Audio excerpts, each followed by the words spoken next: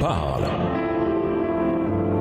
Chaque jour, Charles et Carole vous présentent la leçon de l'école du sabbat.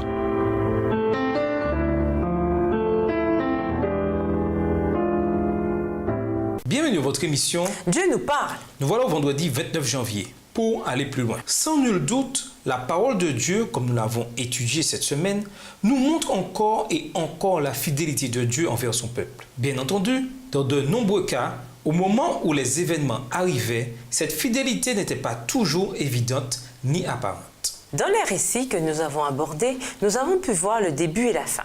Certains des personnages impliqués, comme Uri le Hittite, n'ont pas eu cette chance. Aujourd'hui, nous nous retrouvons plongés dans le grand conflit, tout aussi sûrement que les personnages que nous avons étudiés. Mais il y en a beaucoup d'autres encore, tout aussi réels que ceux que la Bible évoque, mais qui n'ont pas toujours vécu assez longtemps pour assister à un aussi bon dénouement. C'est pourquoi il est si important pour nous, en tant que chrétiens, de nous souvenir, en particulier quand les temps sont durs, comme ils peuvent l'être souvent, des merveilleuses paroles de Paul. C'est pourquoi nous ne perdons pas courage, et même si chez nous l'homme extérieur dépérit, l'homme intérieur se renouvelle de jour en jour. Car un moment de détresse insignifiant produit pour nous, au-delà de toute mesure, un poids éternel de gloire. Aussi, nous regardons non pas à ce qui se voit, mais à ce qui ne se voit pas. Car ce qui se voit est éphémère, mais ce qui ne se voit pas est éternel. 2 Corinthiens 4, les versets 16 à 18. Ici, Paul cherche à nous montrer quelque chose qui va au-delà des peines du quotidien, des caprices et des points faibles de l'humanité, vers le seul espoir qui fait que la vie ici-bas est davantage qu'une farce cruelle. À méditer, citez d'autres promesses de la Bible qui nous montrent notre ultime espoir.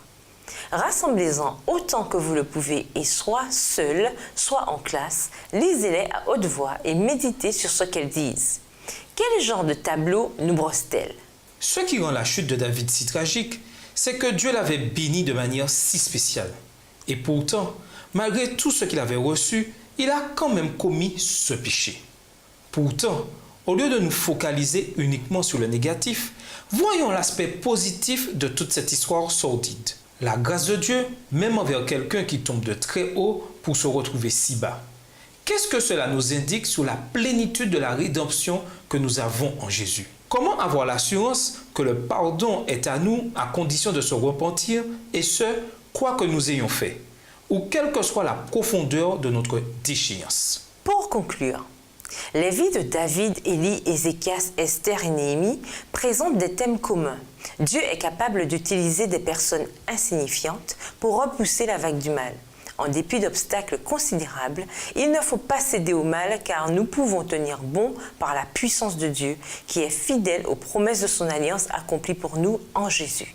En persévérant avec sa force, nous constaterons que les forces du mal sont impuissantes contre nous. Notre défi consiste à nous focaliser sur Dieu et à nous réjouir à l'avance de notre prochaine délivrance. Au revoir. Et à demain si Dieu veut.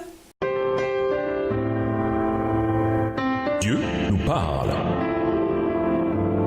Chaque jour, Charles et Carole vous présentent la leçon de l'école du sabbat.